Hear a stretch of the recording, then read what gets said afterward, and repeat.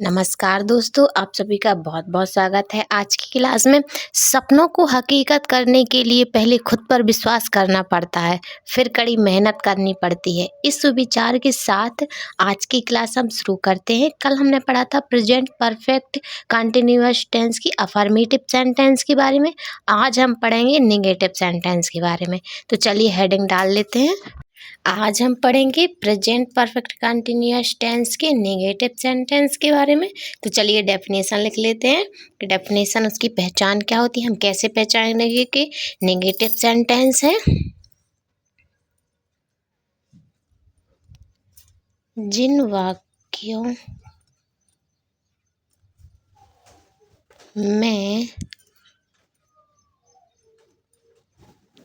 नहीं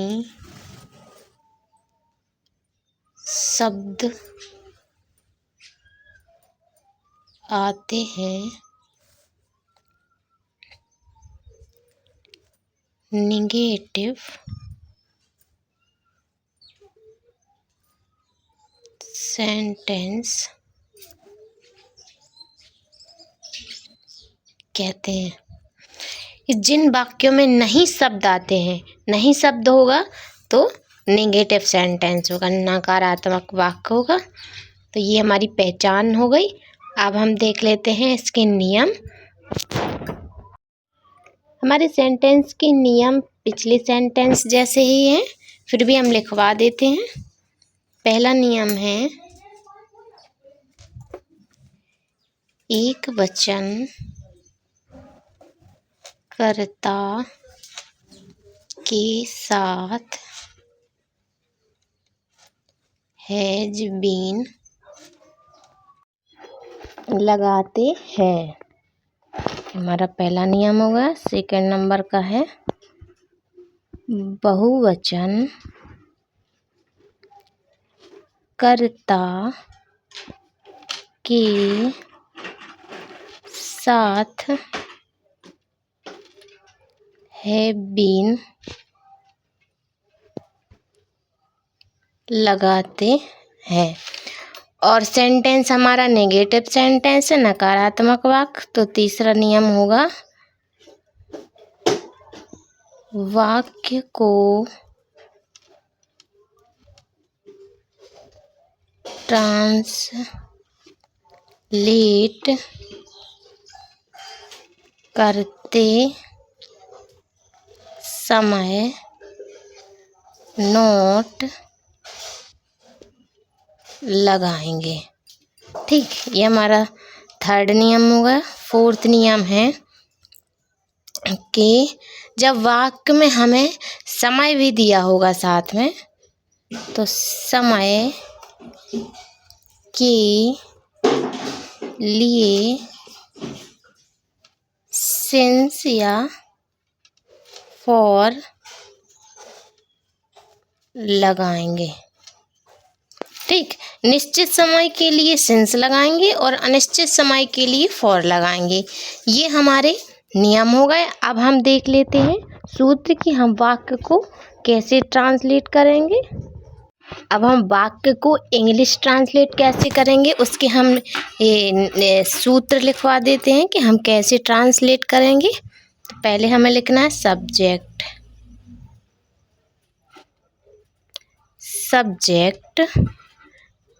plus helping verb हमें लिखनी है हैज या हैव। ठीक, एक वचन बहुवचन देख के हमें हैज या हैव का प्रयोग करना है। फिर हमें लिखना है नॉट, फिर हमें लिखना है बीन,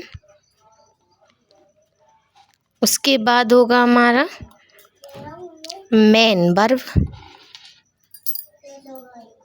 उसके बाद हम लिखेंगे मेन वर्ब।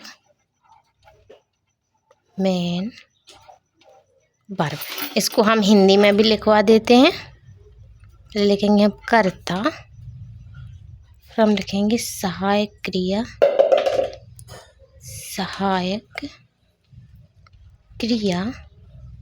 फिर लिखना हमें नोट, फिर लिखना बीन, फिर लिखना मुख्य क्रिया, मुख्य क्रिया। मुख्य क्रिया में लिखना है हमें ING, फिर लिखना है हमें ऑब्जेक्ट, फिर लिखना है हमें सिंस या फिर फॉर। ये हमें सब्जेक्ट समय के लिए लिखना है कि निश्चित समय है कि अनिश्चित समय, वो देखकर हमें सिंस या फॉर का प्रयोग करना है। फिर लिखना है हमें टाइम, फिर लिखना है हमें अदर वर्ड।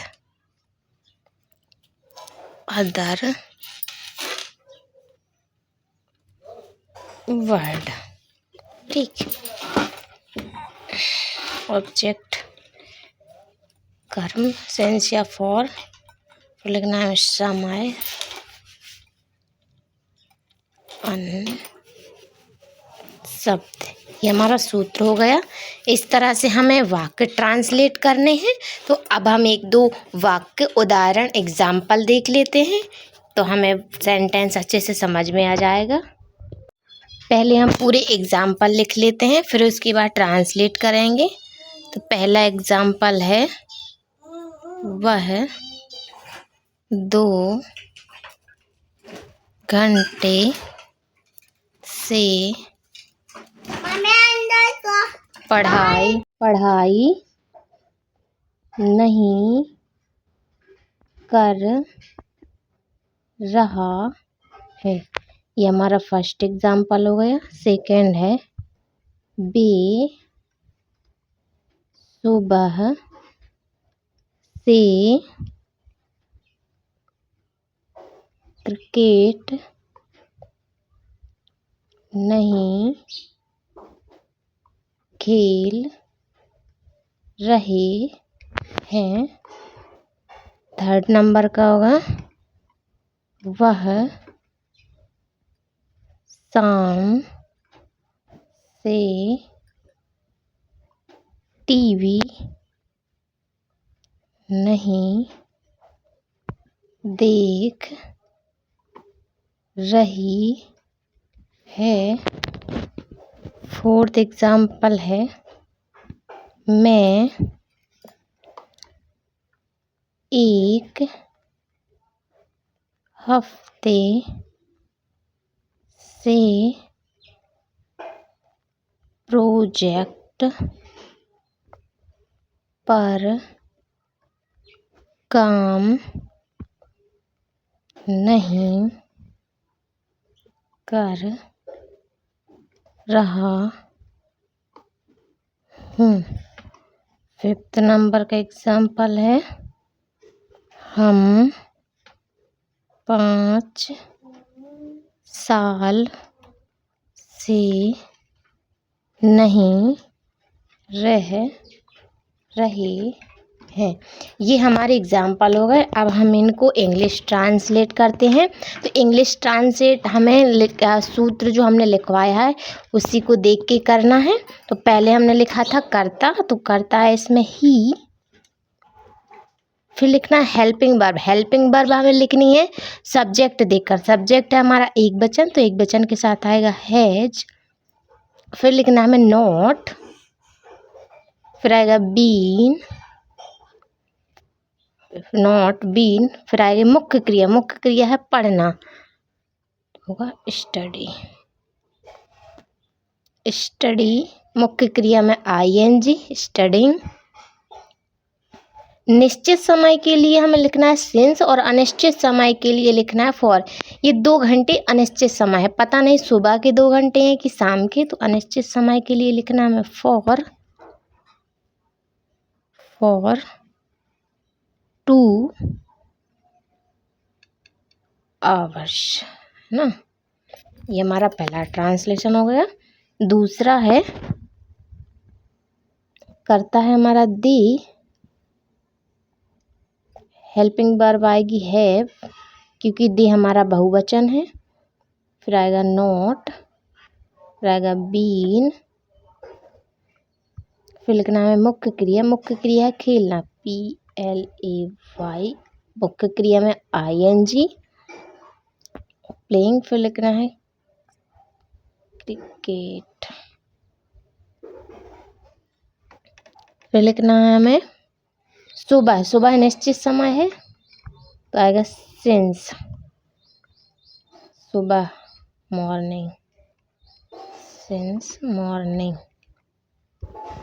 ये हमारा ट्रांसलेशन हो गया। अगला वाक्य, वह शाम से टीवी नहीं देख रही है, रही है यानी फीमेल तो आएगा सी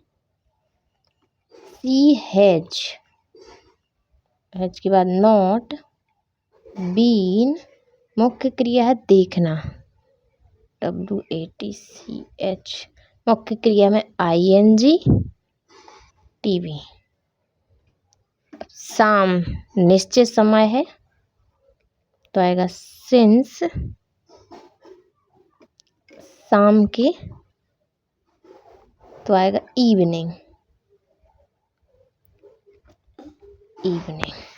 ठीक, अब अगला ट्रांसलेशन करते हैं हम। अगला वाक्य, मैं एक हफ्ते से प्रोजेक्ट पर काम नहीं कर रहा।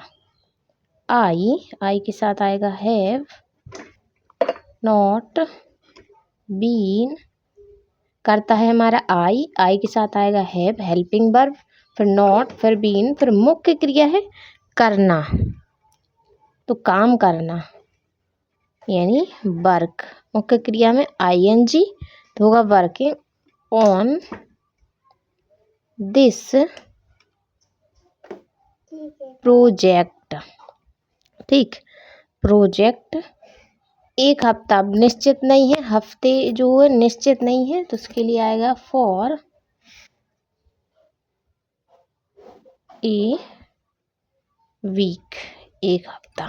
ठीक, ये हमारा ट्रांसलेशन हो गया। अगला सेंटेंस है, हम 5 साल से नहीं रह रहे, तो करता है हमारा वी के साथ आएगा हैव, नॉट, बीन, रहना लिविंग, LIV, ING, मुख्य क्रिया में ING, लिव माने होता रहना, मुख्य क्रिया में ING, लिविंग, हर 5 साल कोई निश्चित नहीं है, कौन सा सन होता तो निश्चित होता, अनिश्चित के लिए आएगा फॉर 5, FIVE 5, YEARS, यस।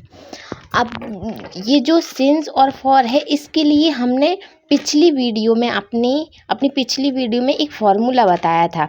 जिन्होंने पिछली वीडियो देखी होगी उनको वो फॉर्मूला आता होगा, याद कर लेना। सिंस और फॉर कहाँ कैसे लगाना है वो उसमें उस फॉर्मूला के ज़रिए आप याद रख सकते हैं। तो वीडियो पसंद आई हो तो वीडियो को लाइक कीजिए, चैनल को सब्सक्राइब कीजिए ताकि हर वीडियो आप तक आसानी से पहुंच सके। और कमेंट में बताइएगा वीडियो कैसी लगी, और जो हमने फॉर्मूला बताया था उसका भी बताना कमेंट में कैसा लगा। ऐसे ही फॉर्मूला याद रहेगा तो वाक्य बनाना बहुत ही आसान होगा। Okay, thank you.